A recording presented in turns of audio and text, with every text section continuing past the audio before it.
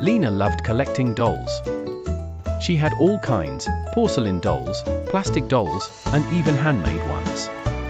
But her favorite place to find dolls was her grandmother's attic. It was filled with old treasures, covered in dust and mystery. One afternoon, while visiting Grandma's house, Lena decided to explore the attic again. As she rummaged through old boxes, something caught her eye. It was a beautiful doll with curly brown hair, bright blue eyes, and a red velvet dress. It looked almost new, but when she picked it up, a strange chill ran down her spine. "This is perfect," Lena whispered to herself, hugging the doll tightly. She took the doll downstairs, eager to show her grandma.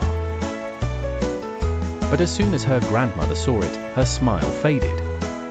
"Where did you find this?" she asked, her voice trembling slightly. "In the attic," Lena said, confused. "Is something wrong?" Grandma hesitated. "That doll belonged to your great-aunt Emma. She loved it dearly, but one day, she said it started talking to her." Lena laughed. "Talking? Grandma, dolls don't talk." Her grandmother forced a smile. "Of course, dear. It's just an old story." That night, Lena placed the doll on a chair beside her bed. She brushed its hair and whispered, "Good night." Just as she was about to fall asleep, she heard a voice. A soft, whispery voice. "Good night, Lena." Lena's eyes flew open. She sat up, heart pounding. Who said that? The room was silent. The doll sat motionless on the chair. Lena took a deep breath. "Maybe I imagined it," she told herself, pulling the blanket over her head. The next morning, she told her best friend, MIA, about the doll. "You're joking, right?" MIA said, raising an eyebrow. "I'm serious," Lena insisted.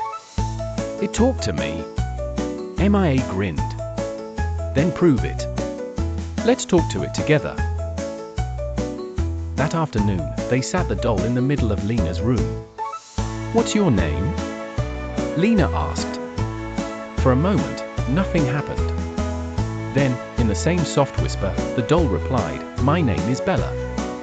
MIA screamed and jumped back. It talked. Lena's hand shook.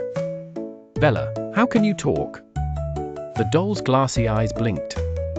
"I need your help." Lena and MIA exchanged nervous glances. "Help with what?" Lena asked.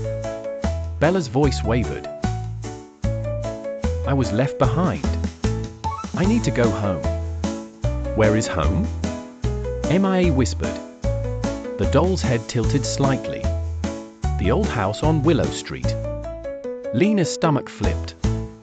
Willow Street was on the other side of town. It had an abandoned house that everyone said was haunted. "Maybe we should take it there," MIA suggested, her voice barely above a whisper. Lena gulped. "Tomorrow." That night, she barely slept. The doll remained quiet. The next day, Lena and MIA rode their bikes to Willow Street. The house was old and crumbling, its windows covered in dust and cobwebs. "Are you sure about this?" MIA asked. Lena nodded. "Let's just leave the doll on the porch and go." But as they placed Bella on the steps, the doll's voice came again. Inside. Lena's hands trembled.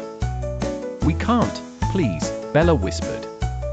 Taking a deep breath, Lena pushed the door open. The air inside was stale, filled with the scent of old wood and forgotten memories. They stepped inside, the wooden floor creaking beneath their feet. In the center of the room stood a rocking chair.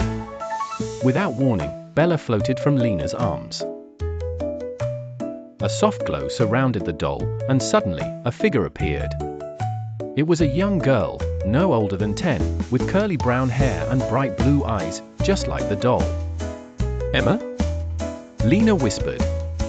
The girl nodded. "Thank you for bringing me home."